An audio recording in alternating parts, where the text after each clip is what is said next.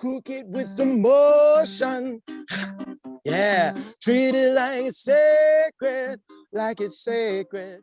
We should make a start, hey?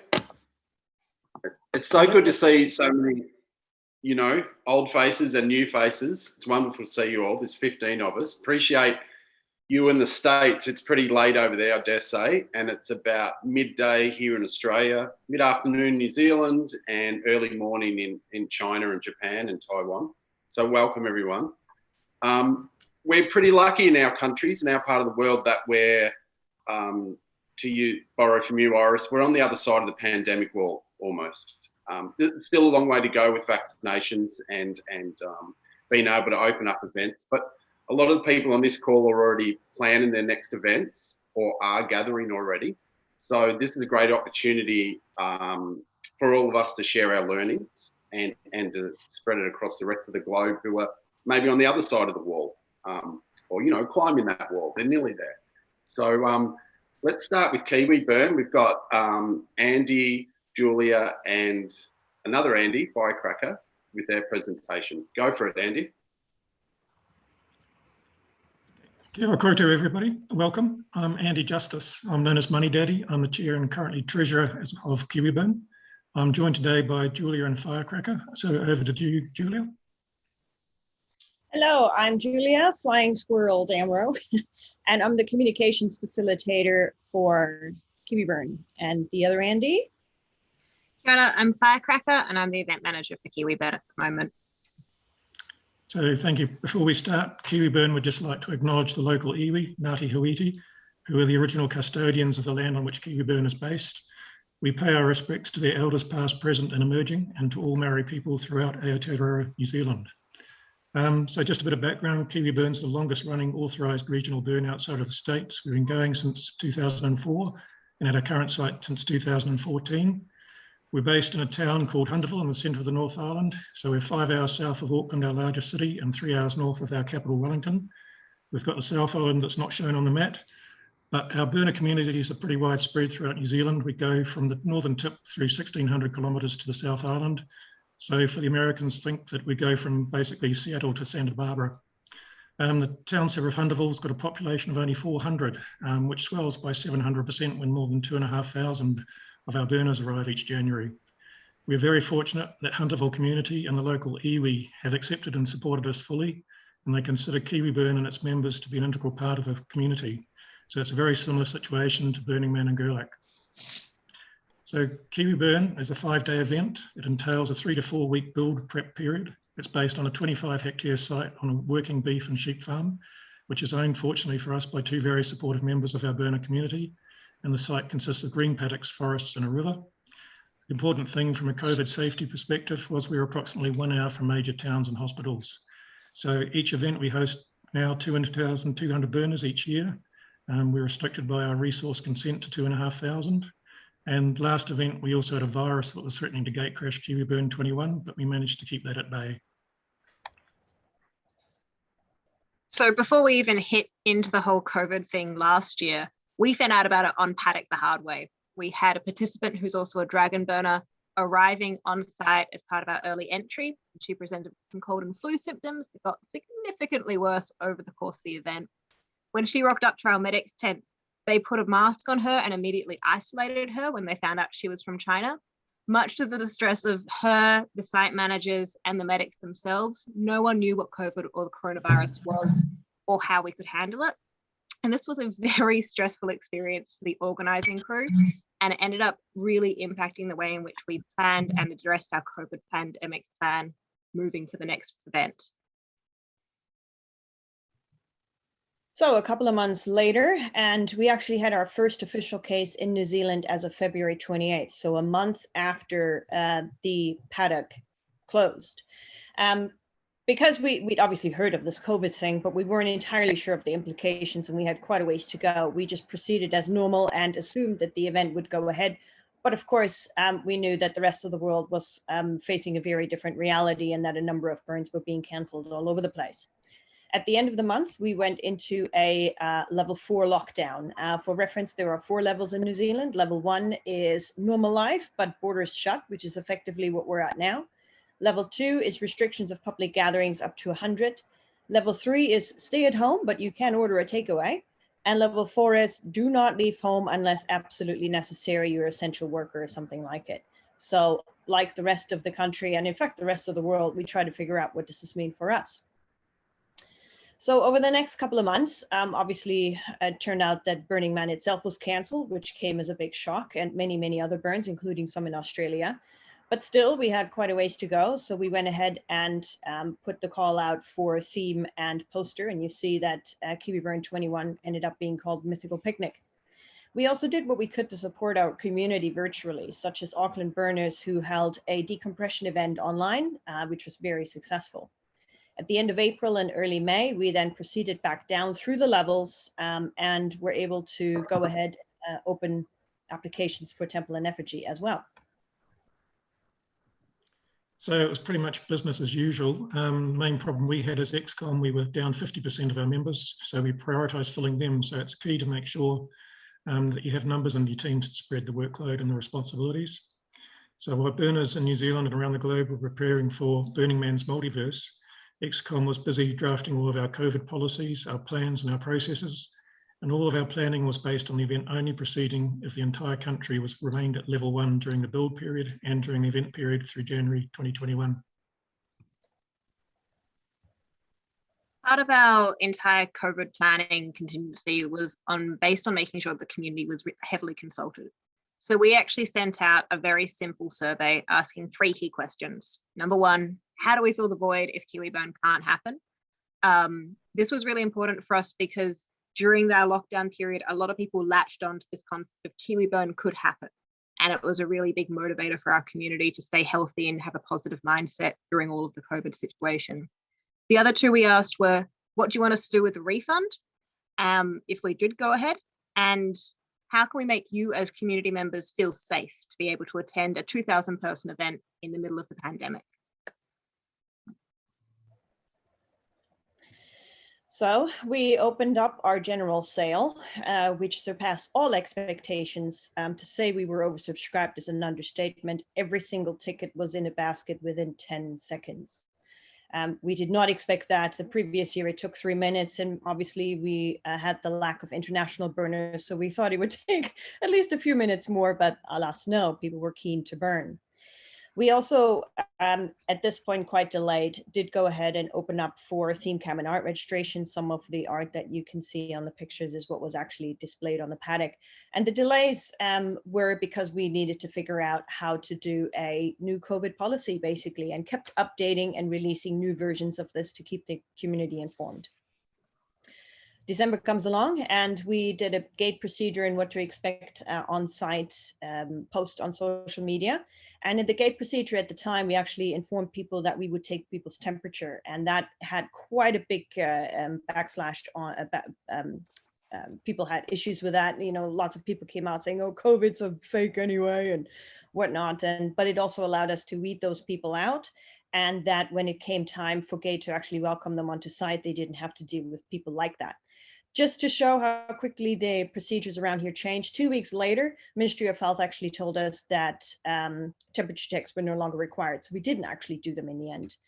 We also had an enormous issue with being able to fill all of our volunteer roles. Again, mentioned the lack of international burners and all sorts of other reasons. So we actually offered additional tickets within our resource consent if people would step up to fill those roles. So yeah, Kiwiburn was really only able to proceed because we had a lot of unique attributes in our favour.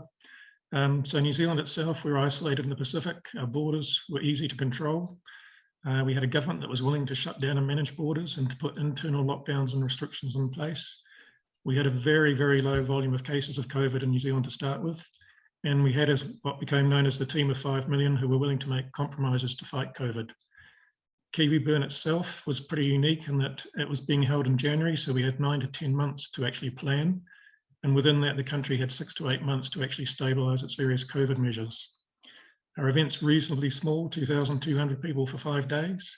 And the big thing in our favour, Kiwiburn had a healthy war chest of cash reserves, which meant we could weather a cancellation and provide refunds. And the main thing overall was, as an XCOM, we were united in our COVID strategies. So we ended up with a 12-page COVID plan document at the end of it all, which was shared across to all of our team leads, and a lot of them had input on how we would actually proceed forward with our COVID measures and the policies that we did, along with, as has previously mentioned, the Ministry of Health. And we were monitoring and had measures in place for the entire event from before people hit site to the last peg and the last person off as well. Yeah, so civic responsibility. First thing was our refund policy. We said that if we cancelled, there'd be a full refund. We'd give an option for those with the financial position to do so to leave money behind using Give a Little. Fortunately, we never had to take anybody up on that. The main thing we had to do was minimise the potential for a financial hit if we did cancel. So the things we did was postponing any non-critical capital expenditure for another year.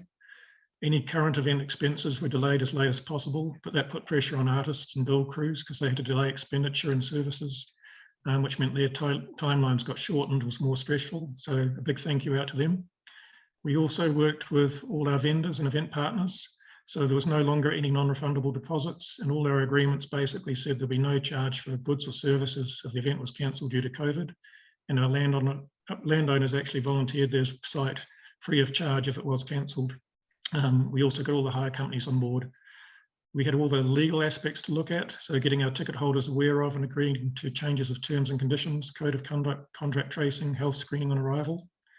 But the key thing was ongoing communication. So there has to be constant, full, honest engagement with the community, all our event partners, all the government agencies, and continually monitoring the COVID situation, both globally and within New Zealand.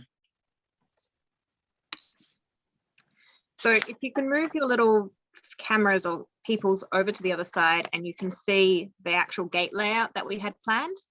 So this was put together by our amazing gate leads, Chloe and Haley, who the moment they heard that we were going ahead with COVID and we'll have a testing measure, got straight on into it. And the entire concept behind our COVID-19 action plan was to create a Kiwiburn bubble. So effectively, once you were on site, you came with a certain certainty that you probably aren't going to get COVID, worst comes to worst.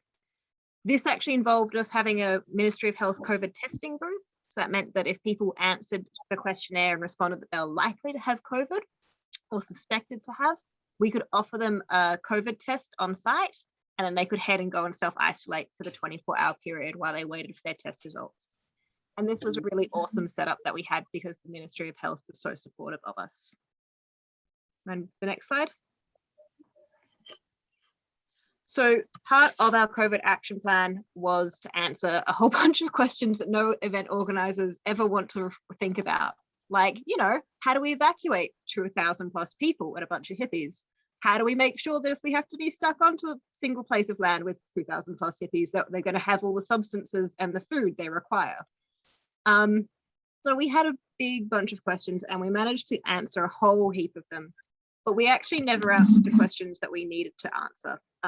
And that's because, the next slide, you'll see that we actually had a very near miss. 3 days before the gate opened, the effigy in the temple are in their finishing stages. We've got artists and theme camps arriving on site, and we actually had to go and deal with the fact that we might have to cancel the event.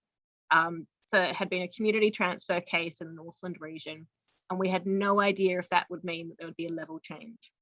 So our 12-page document, when push came to shove, basically didn't help too much, but we decided to continue with the same ethos of keeping the COVID bubble, the Kiwiburn bubble. So basically not allowing anyone off-site once they entered. And it worked out pretty well for us. Yep, Kiwiburn happened. We had 2,200 people come on site. We burned an effigy, we burned a temple, and then we sent everybody home safely again. So it was very proud achievement. It should be noted that not 2 weeks after the last person left the paddock, Auckland had another community case and there was a level change, which would have prevented Kiwiburn to happen under our rules. So we squeaked by. So just wrapping up, so it happened, it was successful, and we learned a lot. Main thing we learned was communication engagement. It has to be constant, widespread, two-way with community, government agencies, vendors, and other burns. Be prepared to make tough decisions and stand by them, and be prepared to justify them. Make sure you've got a sound financial strategy. Look at all the permutations and have contingencies. Don't put your head in the sand. maintain morale, the big thing throughout the whole organisation, communicate, appreciate each other, and try to have some fun along the way, but just be prepared mentally that the event may not happen. And finally, making an event happen in a COVID world requires a huge, huge effort over and above a pre-COVID event. But as a community and with their support, you can make it happen. And as a community, you'll reap all the benefits. So thank you. Yep, so that's us. We've included a number of documents that you might find useful, links to our frequently asked questions policy, also the community survey responses. And the interesting thing to note there is that the refund policy that we went with was actually the one that received the fewest votes. So we went with a high risk strategy. The questions that we asked at Gate are actual action plan. And at the end, there's a fun video from our very own Director General of Health, Ashley Bloomfield, that they did specifically to play at festivals. So if you want a bit of doof doof and a healthy and safe COVID message, go ahead and play that. And if there are any questions, we've got a video that we can actually show of our burn. So if anybody has any questions, please go ahead or be mesmerized by some fire. Thanks, team. That was a really great presentation, really informative. My question to you is, you mentioned communication and connection and keeping that, you know, at the forefront with your team and government agencies. How did you go with managing, you know, the mental well-being of your crew members? I'll answer that one.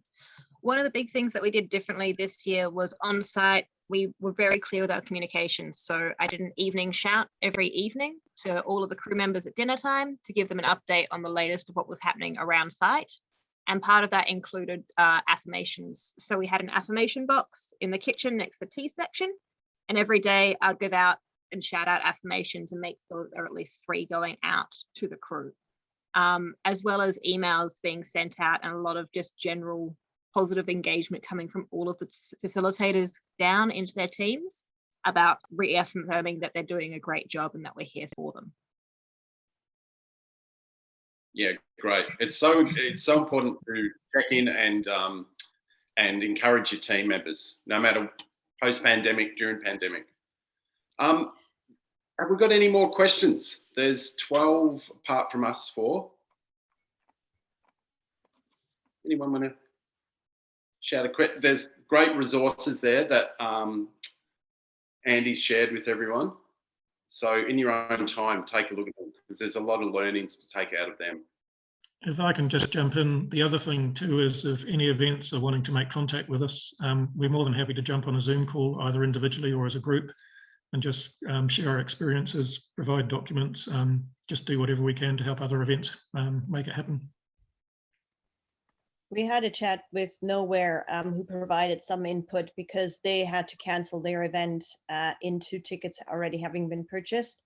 And there were some really good things that came from them and how to avoid as well, because they actually ended up getting death threats and silly things like that.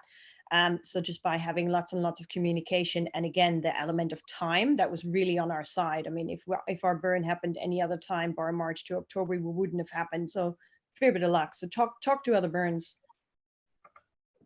And the other thing too is just with government agencies is just really engage with them, and then you get their full support. You're not fighting anybody. Yeah, and the point there is because the agencies knew who we were and what we were doing, had anything happened, all of us had really quite a lot of confidence that we would be able to call on them if we needed to.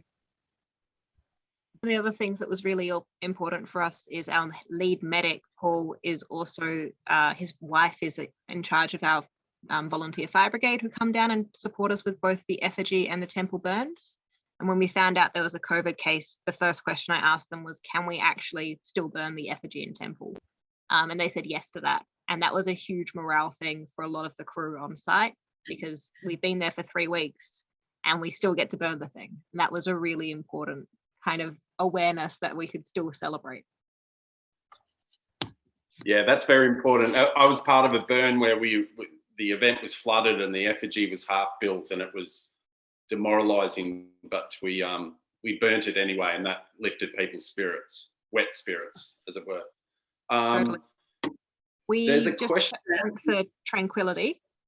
How many leads do we have in our team? So on the ground, we have our effigy, temple, and our DPW or MPW leads. And we also had our site office and our communications facilitator, Julia, there, and myself, as well as the site manager present, and the 2 other event management crew. So we had 8 people meeting to discuss what we're actually going to be moving forward with our plans and how to address things practically. And we held those meetings based on when the government announcements were being broadcast as well. So we'd gather in a site office, close all the windows, crack open some drinks, and hunker down and hope for the best.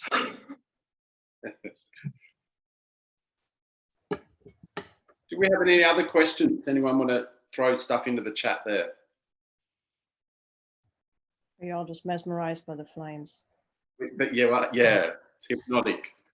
Yeah, I want to ask, I mean, what was it's like the decision making of this core team, I believe in emergency or like in a state of uncertainty where you cannot really be strategic that much. It's like, it was like consensus based. I mean, what was the way in which you were, the team was like arriving to decision, and like, how was something different than usual because of the situation or not?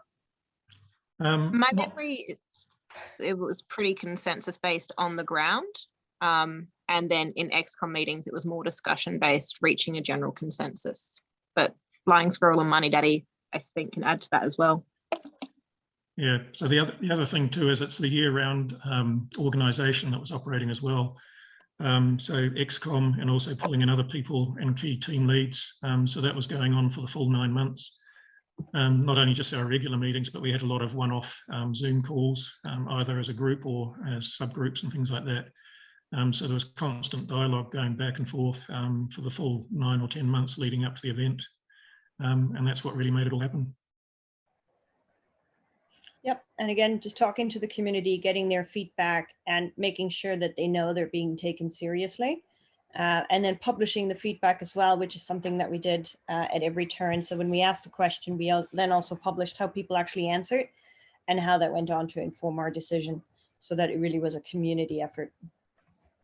Yeah, and just to clarify one thing, I think at last count, I think we had about 35 teams altogether that operate on the site or throughout the year. Thank you. Awesome. Thank you, Kiwiburn leaders. That was an amazing presentation. Some good resources, like we said in the chat there, for everyone to take advantage of. We're doing well for time. So, Dale, are you ready to give a presentation? Sure, I'd be glad to share.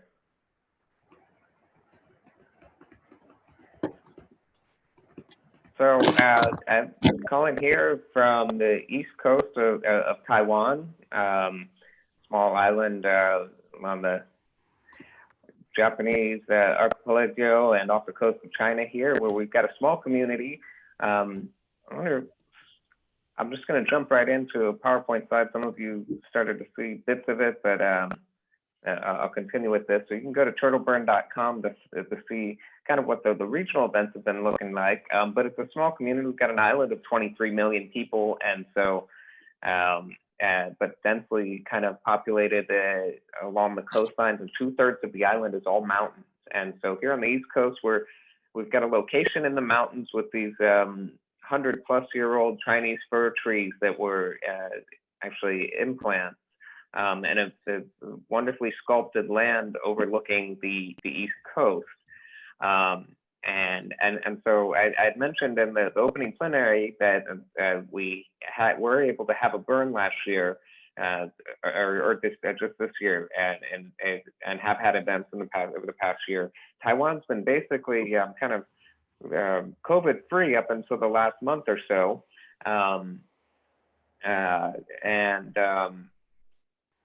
let's see. Actually, I'm gonna stop that share until I've got a couple of resources in there I want to share with people. So we're pretty much COVID-free for a while. We had plans for a 2020 event that we delayed because we weren't sure what things were going to look like, and Taiwan closed down the borders and did a nice job of controlling transmission, and so we basically had general temperature check. The restrictions included things like temperature checks at larger events, and exclusions above a certain temperature, limits on the sizes of outdoor and indoor gatherings, but still we've got relatively free movement. And so when we're presenting here, or what we're finding out, is it's kind of an interesting time developing this community, amidst COVID, because we are a small community, and there's several.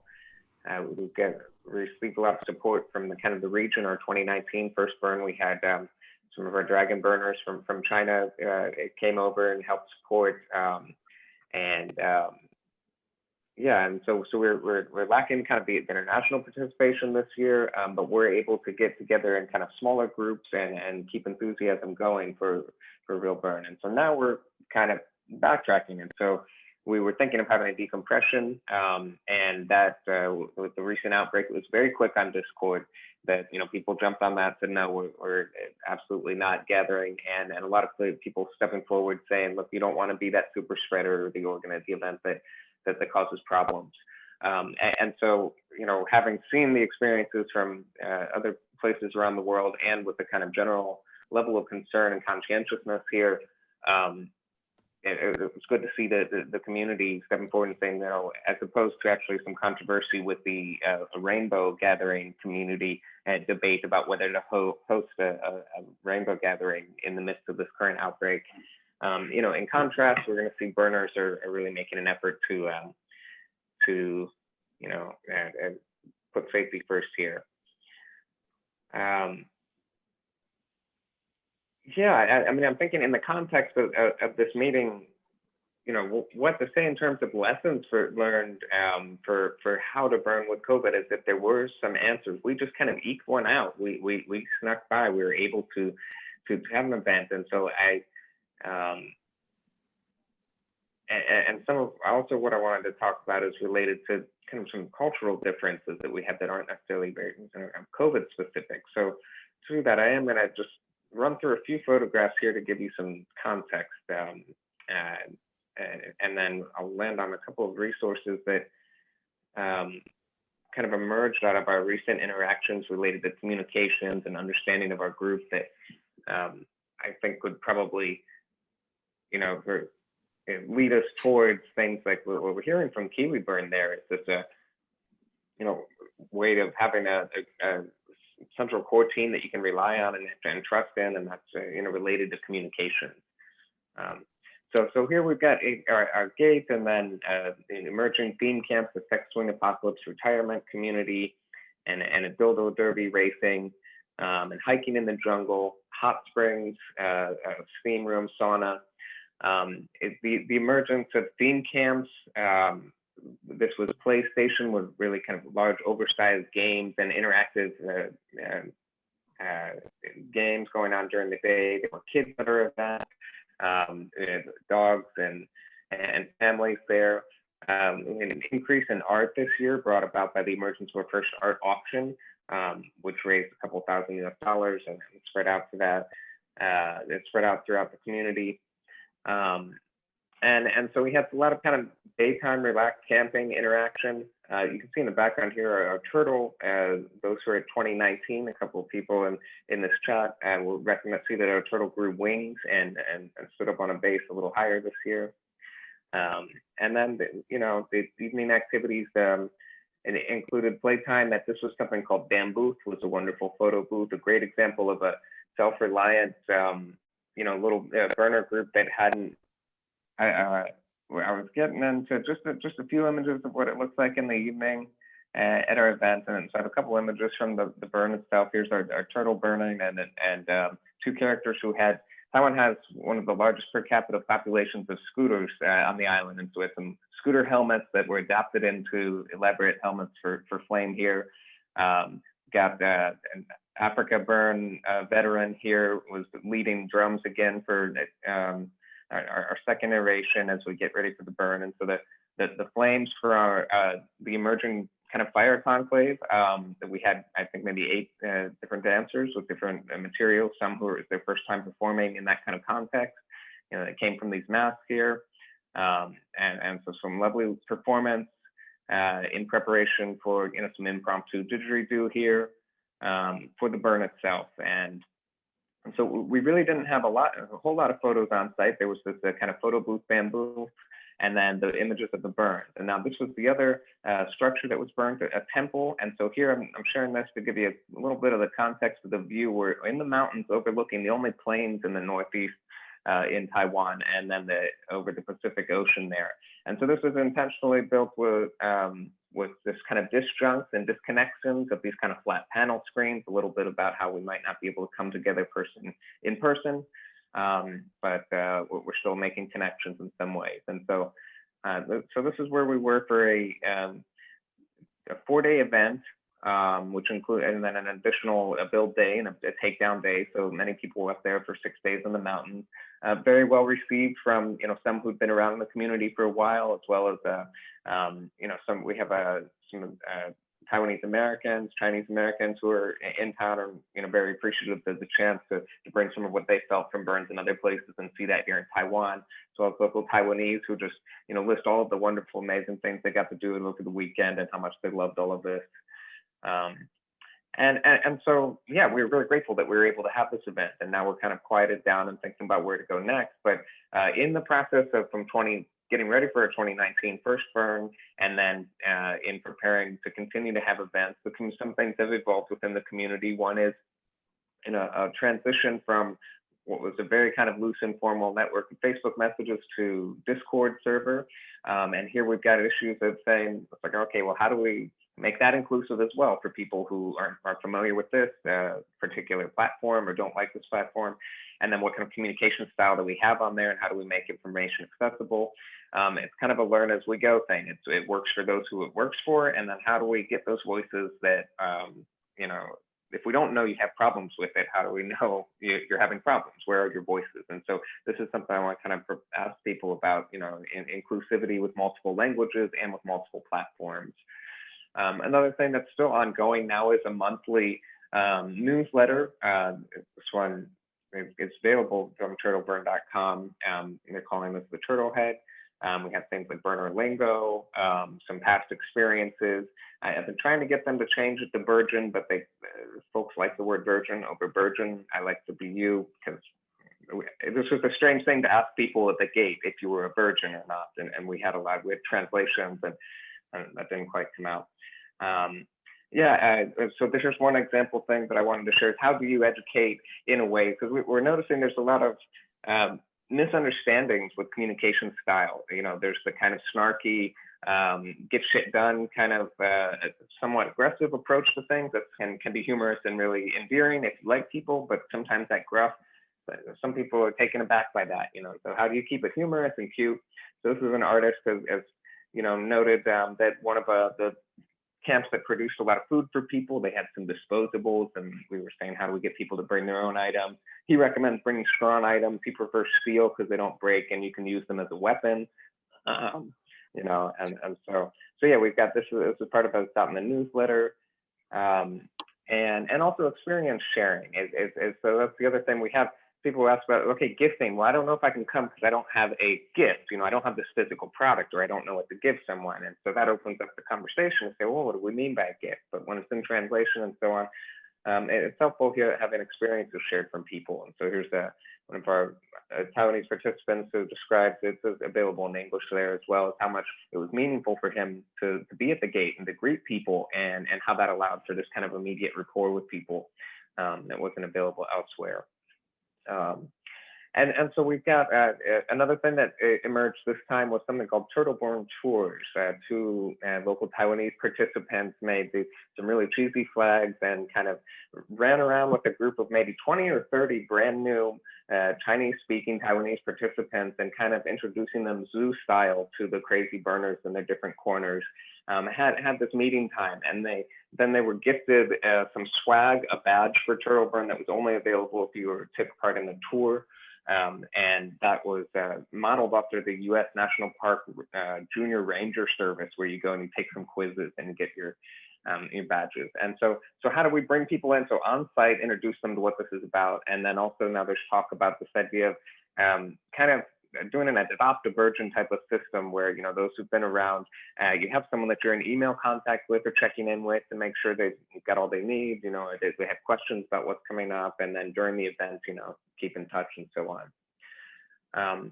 And another thing that we've seen with the community is that perhaps part of it, life is relatively easy here for many people. There's not a lot of pressure, and sometimes take a lot of time to get things done, and that can lead to problems in terms of expectations and getting stuff done on time. And so one of our community members developed this was Preparation H, a timeline for butt hurt prevention, whereby as we would be, you know, very clearly have to have our report submitted at a certain time. We're going to have a certain, you know, lead-in time for when we're going to have preparation for the auction itself, when the tickets are going to be announced, when we get the final submission for temple effigy, etc., and so on. This has all been not formalized before, and so I think it's only going to come about in practice. So if we're going to have our kind of April event, that means we panic in March, we have catharsis in April, and then by May we look up to June and start the whole thing over again. And if you mess up, you know, if you don't follow through with these deadlines, this is you're gonna any pity you receive is null and void and will be replaced with thinly veiled contempt. But you know, keep it humorous because we roll the d20 then to see the amount of credibility lost. Okay, so you know, between this idea of doing something like a turtle burn tour, like really commodifying our way of acculturation, and to trying to formalize timelines and communication, but also doing that in a way that, you know, is informational and you know, and also humorous. You know, where do we get that intersection? But that's been some of the, you know, main parts of communication that I think are related to kind of burning in different cultural contexts. And so one of our biggest takeaways is that we're finding people are very, very different within our community and our core group of folks. And so one thing we did most recently was a core audit. 4 questions that went out was, I like to do, what do you like to do? You don't have to be good at it. And what do you hate to do that just makes you want to quit? And what are you good at that, you know, you can do well? And you don't necessarily have to like these things, but you may be really good at them. And what do you find yourself you're bad at, and that perhaps you would like to improve? And doing this kind of type of reflective survey, we had about 20 core members respond to that. It was really interesting to find out just how very different we really are. So this quote from someone who said that one thing that really stood out was how very specifically, you know, somebody described being weak at a bunch of their best strengths and strong in some of the weakest areas. And so, I mean, this is one thing that kind of really comes through to me, is that we've got this same potential for complementarity in forming these groups as we do anywhere in the world. There's added challenges in terms of different languages, but also culture in terms of communication platform. But sometimes it's just, you've got 2 months to get a burnout before the next outbreak. And so, you know, you just roll ahead with Discord for a while. So I guess I'd leave them with, yeah, those experiences and open up to some questions. Thanks, Dale. That was amazing. I've got one quick question before we go to the chat for questions, and that is, was there any local government or authority, like, were there any regulations you had to follow to put on your event? There were regulations that we did follow in terms of temperature checks at the gate, a series of questions about, have you been in contact with, you know, a certain person or out of country, or, you know, someone who was suspected of having COVID within a certain, you know, time in between, you know, and yeah, and the size of gatherings of people. And so we were able to, but they were easy things to comply with. And I think in general, the government here kind of counts on over-compliance, you know, and so we also had, yeah, alcohol sprays and so on. It was a hot, humid day, and people drove up in their cars, and so we'd give maybe 15 minutes for a couple of people to make sure that temperature was at a temporary list or what. But yeah. And Dale, you can see the questions. There's a couple in there. There's one from Firecracker and Sven. Okay, yeah. So, nationalities. So we have people from the U.S., Taiwan, Israel, South Africa. I think probably majority Hong Kong.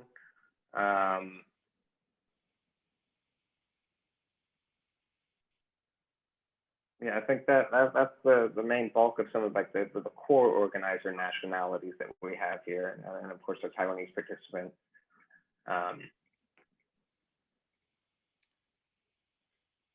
Yeah, although in 2019 we had people from elsewhere as well.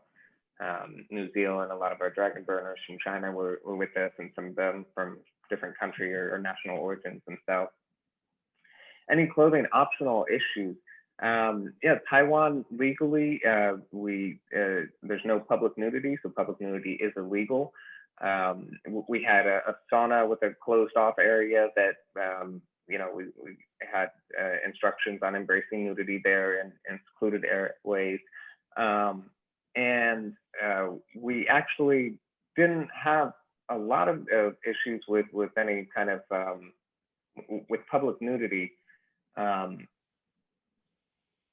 Although we had the burlesque dance and burlesque performances and striptease and things like that, where we let people know that there was adult content, and the event itself was a private closed property, where we were able to let people know there's adult content beyond these doors or these gates. It's something that the community, at least from an organizer's perspective, we need to make very clear, is that we do not condone any public nudity and so on. And it's actually centered in a big debate that's also somewhat cultural about photography, and it's the tension with immediacy. Photography as an art and as a gift versus my presence and immediacy. That debate kind of poked up, and some people were saying, well, look, I can't have my employer seeing me expressing in this way. And someone else was like, well, look, it's illegal. That's, you're responsible for that. And actually, it's something of public note. And this is a community where a lot of people do a lot of pictures. And so what we're finding from that is that, yes, we don't need people running around with cameras all the time, but basically in terms of nudity, that's your responsibility, and we have to, we can't make special rules for that. And so if you're gonna whip something out, then you might get that picture. The picture might be taken, right? We can't tell people not to take those pictures. And yeah, so how do we communicate that though, and so that we don't seem like we're shutting down everyone's desire to take pictures while also letting people express freely. So there's a little, yeah, there's the. But it was a sex positive event. There were some workshops on role play, boundary, and intimacy. There was a dildo derby, a kind of a race with vibrators and so on. Yeah. Cool. So I think that's all the questions. Thanks, Dale. It was a really great presentation. Very informative. We'll have to get some Aussies up there at some stage. We were very look forward to interregional collaboration. We'll be in touch. We've got 26 minutes, so we'll throw straight to our Dragonburn cousins. Are you all set there, Francesca? Yep. Let me share the screen, which I think you can see it, right? And here we go. So there is myself, and Elaine is here. Lalo is online, and Sven is also online. And good morning, everybody. Nice to see you. And well, this presentation from Kiwiburn was for me like very nostalgic. So I'm a little bit moved. It's beautiful. And well, we have a little bit of a different story, and because Dragonburn didn't happen in 2020, and also it didn't happen in 2021, but we did a little bit of an experiment, which we call the unburn, the fine line between impossible and official. It was technically not possible to organize an official burn for several reasons that I will explain. And but at the same time, the community, I think us as a core team, or what was left of the core team, but all the community were really craving for some sort of catering, and so we felt that something could happen. This is the effigy on day 0, so the day before this unburn was supposed to kick off. There was a huge typhoon, and the effigy has fallen and has been flown away for several meters. So this was like the premises that we started this experiment, right? And I think China has a little bit of a situation because we are in a sort of what people from outside call normality. Like we go to work, we go to bars, there is a lot of things that are happening. But at the same time, there is a lot of restriction on what community and underground work can do. And there is a very, very vague and interpretation of what safe means for the institution. So how can we comply to this meaning, and how we can perform what we have to do to do our action and our activities. And this is really not very easy to understand, to the extent that, for example, sister festivals like back in winter, has been canceled like few hours before opening the gate. So like with an extreme negative impact on not only the logistic, but also like the feeling and the energy of the community itself. And so this tension between the situation being very repressive and the community craving for a way to meet, and everything around you that is somehow thriving in a commercial way, and underground and liberated spaces that are like very hard to build. So this we think that is the perfect condition for the Great Depression, but also the perfect condition for the Great Experiment. So we try to do something like really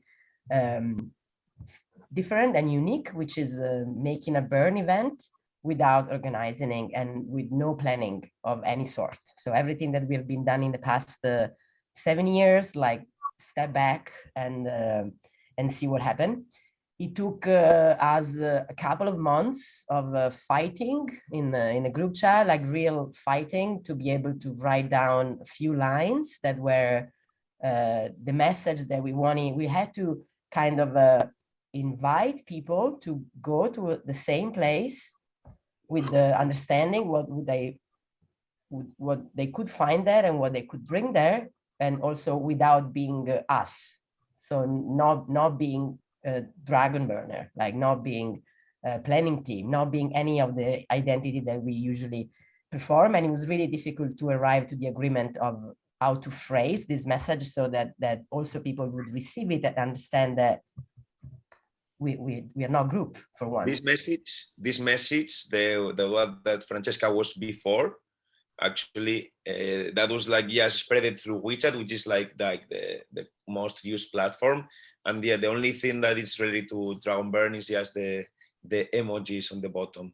We were really careful with this, as Francesca said. Not easy. So, and we don't, so for the same reason, we don't have a census. We don't know how many people came. We don't have, nothing was organized. And compared to what we were like 2 years ago in 2019, Dragon Burn was extremely successful and extremely like dense and full event. And we were, seems like, okay, we're flying. And then it's like, is this a regression? So we're walking backward. That's like a big question to have. And everybody maybe have different opinion. But we learned something, and we learned in this experiment that it's extremely difficult to step back. Maybe for reason of attachment, we are like all very close to our own position and roles and the things that we want to, that we know how to do. It's very difficult to disorganize and somehow to let things emerge and be spontaneous. So like we always have something to say, we always have something to do. So like we try to change. This was extremely complicated for, I guess, all of us. And also the way in which, because this was a 10 principle inspired event, the way in which the principles manifest, it's unbalanced. Like they're 10, but they are not equal in the way in which people perceive and understand them. And well, one of the reasons why all of the experiment was possible at the very first place is because our crazy landlord and crazy in a very positive way, which in front of like it was not possible to even attempt to ask for permit. It was not possible to even think about having a process of dialogue with the institution for an event that could catch this attention. And so it was he's actually the person that suggested us, you just come to camp, you know, and you do whatever you want. You bring your stuff. And we were at first we were like a little bit confused about, what do you mean we bring your stuff? Well, you know, you bring your stages, you bring your costume, you bring your fire, you bring the things that you bring something new. So we kind of it was really one very big trigger of the experiment. And also, like, fun fact, first, like day 0 during the typhoon, the police arrived because the stage was doing a very loud sound check, let's put it this way. The police arrived and he was talking with the police and looking at the police and say, which music? Sorry, you came for what? For music? There is no music here. And there was a staging blasting like 100 meters next to him. So and he repeated until for 20 minutes until they left, because maybe they just thought that he was not able to hear or something. But this attitude that really was like the fuel. And also to say that we met this person and this land like 4 years ago, and it was an abandoned old orchard of flower, and everything was basically dying. And over this 4 year, he turned it into the most successful campground of all the area. So when we were there 2 years ago, there was nobody. And now is a place where hundreds of people go camping on weekends. So it's also like a place with a very, very big ranking. And at the entrance, he placed these words, which they can be translated and interpreted in a variety of ways, maybe not all of them necessarily positive, but it's definitely, I think that we had this relationship of engagement. Maybe we're not completely understand each other, but it's definitely the same way that we grow because of the land also grow somehow because of us.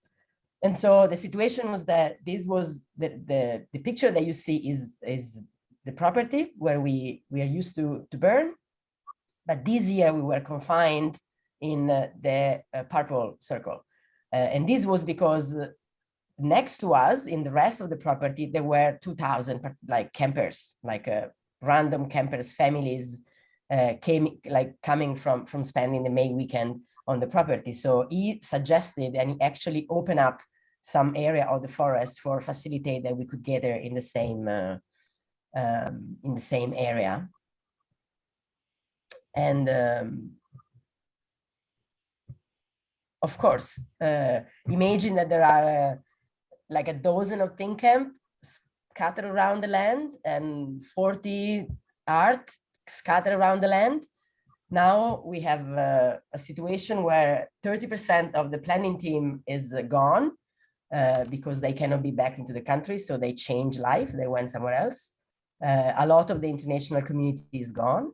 And team camps cannot, they have to really self-organize, and there is no support from the land or from DPW for them. So it was a challenge to bring, for a lot of team camps, it was really a challenge, and it was also the opportunity to really kind of start to self-determine what they are doing and what they are bringing and how they can work collaboratively, not only as people inside of the team camp, but helping one another and supporting one another. And of course was very difficult because there were no fundraiser basically, and we didn't really did anything in 2020. Like Dragonburn community was very silent.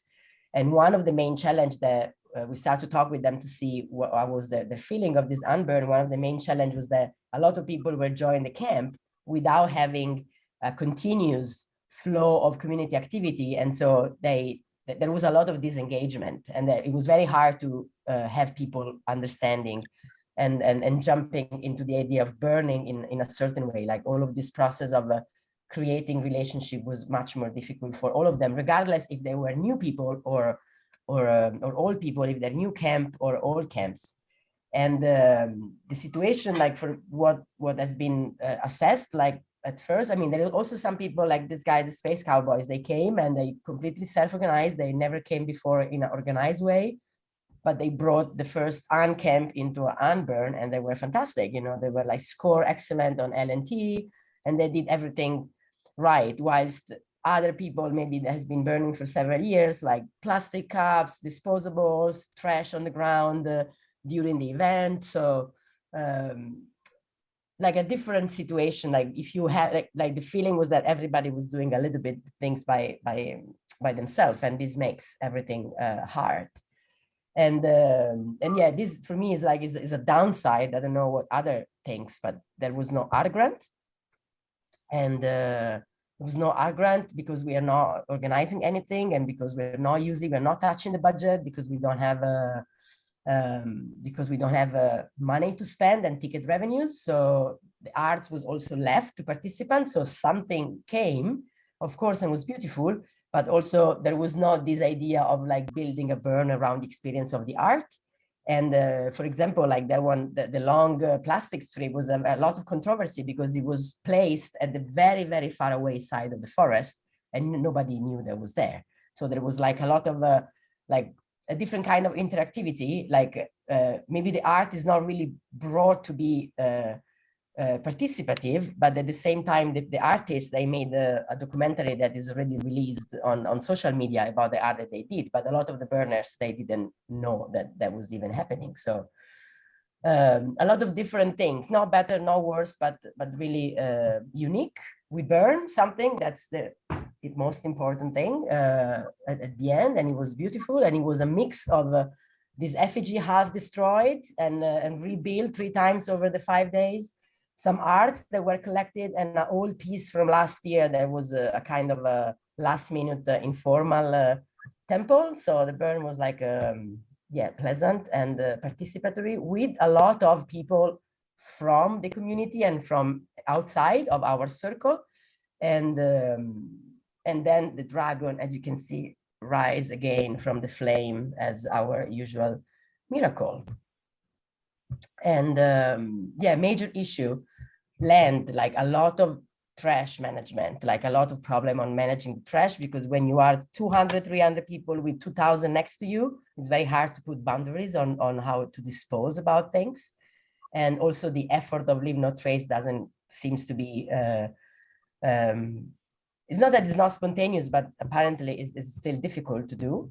And I was giving around this bracelet with the 10 principle, and the reaction was radical self-expression. Oh yes, that's so cool. And civic responsibility. Oh, what is that? Like, that's like lame. So kind of maybe we have to work on the principle a little bit more, or try to you know, like to rethink the way that we're looking at the principle. And then land logistics. So when you have when you're sharing the land with someone else, you have cars, you have parking lots, you have people going all around, all over. And then we are sharing, when you are working with a landlord that is so determined to be unplanned, then when you call him because the toilet is broken, then he tells you which toilet, there is nothing broken. In the same way that which police, there is no sound playing. So there is the good and the bad in this situation. And we have to wonder, we haven't started to wonder this yet, but we have to wonder, like, can this be a new model for us? Considering the safety, medical, there was some minor accident that could have been handled much better if a doctor was on site. But safety, medical, how can you be accountable for all of these things if there is no planning team? And how can you know what to do or know who to ask? And create a responsibility together of like helping one another and supporting one another. How can you do that if you don't exist as a team in many different ways? And lender wants to do the same next year, unofficial, no permit, no contract. You just come, you do whatever you want, but we cannot close the land. And we're very exposed because all of this camera, because all of the Instagrammer, because all of these people that like to take video before even looking at who is at the scene. And we are really, really under pressure about this. And yeah, so how can we enhance the community all around the area? Because in this moment, this is like really the very weak part. But regardless, see you at Dragonburn 9. Yay. Thank you, Francesca. Great presentation. if you open up the chat there's some questions, and I like what Ian's put in there. Maybe here is a precognitive glimpse of the Uncity brewing for BlackRock's 2021. So you're probably ahead of the game, you know. Well, China is always ahead of the game. Yeah, I don't know, because people were to BlackRock City also in 2020, right? And yeah, I think it's I think this idea of the spontaneous, I mean, there is like spontaneous things happening which are marvelous. It's very great to be surprised about what's on the scene and what's on the plate. At the same time, for me, I mean, I speak as Francesca, but it's like what is the most important message that you want to make sure that whoever is coming, whatever is happening, they get it, that this is an event of a certain kind. And what is the things that make this spontaneity still something that is about the community, you know? Like for me, this is very difficult. I mean, it's I don't know yet. That's I think an interesting question. Yeah. I don't know if others want to say something about it, but you said at the beginning, Francesca, there was a bit of backwards and forwards within the organising group about that piece of comms you sent out. And was that because some people wanted to have an official burn, or was it you just weren't clear on the wording? I think it's yeah, I think it's like, it's not because about the official or the unofficial. It's more like, I think it was because it was really hard to decide that we were not doing something in the way that we were usually doing. So that the minister, like the fire lead of the center camp or the team camp leader, there was this idea of like the leadership, like we have something to take care of. So if we don't have to take care of about this, so then what we do? And this was hard to be figured out, everybody by own self, including I was the first one, of course. But yeah, I'd like to chime in if I could. I run center camp at the regular Dragon Burn. So during the negotiations, someone asked me, well, are you still going to do center camp? And I go, well, why should I work if no one else was working? Although in retrospect, we could have done a little bit more.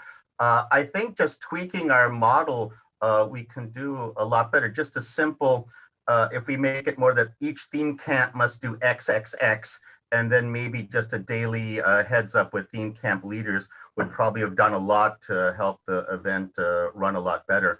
But in general, it was it was an experiment. There were things that went wrong, but I think if we have to do this again under COVID restrictions, we can still pull it off and do a better job. Thanks, Sven. There's a great question there from Firecracker. Can you see that, Francesca? Yes, how was the community responding to the changes? Loss of theme camps, no close off space. Yeah, there were less theme camps and in general like a downside of them for most that were somehow coming from the past. But actually, I have to say, during the preparation, like I mean, everybody was keep on asking questions like, oh, do we have electricity? Where we go? Like blah blah blah. And it's like, and we were trying to say, we don't know. We're not organizing, there is no placement. You go there, you figure it out. Yeah, but we need the power. We don't know, you know, it's like all of these things. But then, and it was not pleasant to say no to people. It's really not pleasant, guys, to say no to people, you know, but I had to. And then people really figured it out. So we had actually the maximum amount of sound system in 8 years.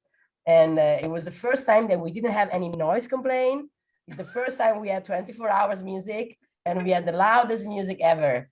So why not? You know, it's like, and there was no music at the same time. So yeah, one of the points that I would say about this unburn, I could feel it for virgin people. You know what I mean? Like, as you could see the message that long test that Francesca posted, where you can see a little bit of the explanation, you know. The only virgins who came were hand to hand with people who had already been in Dragon Burn. So like for completely virgins, it was really difficult to step up and going into something that you don't even buy a ticket, you just go into a camping and buy like a day ticket. So that was a little bit of my feelings, you know, like when people approach me, it's like you're explaining and using the matches and you cannot give much detail because I'm not a planner, I'm like another one going. So it's like in order for that was a little bit tricky. It is true that now, we are also now in a situation in which we are also considering, like, do we want to grow or we just want to educate what we have in order to have like a really good quality and, you know, like a really good community. So we are also in that situation, in that debate. Yeah, that's a great point you raised, Lalo. At any event, there comes that cusp between growing and keeping it a special event unique to your event. And that includes, you know, your amount of volunteers and education of new burners who may not be, you know, au fait with our LNT, for example. We had some issues there. So, all right, well, I'm going to say goodbye to everyone now. We're right on time, aren't we? Yeah. Thanks, everyone. Thank you guys so much. Kia ora. Thank you for hosting this, Justin. Bye-bye. Thank you very much. Thanks, Jan. Bye. Bye-bye. With emotion, yeah, treat it like it's sacred, like it's sacred. Cook it with emotion, you gotta cook it, treat it like it's sacred. Gonna make some music together. Beautifuls, it is fantastic to see you again.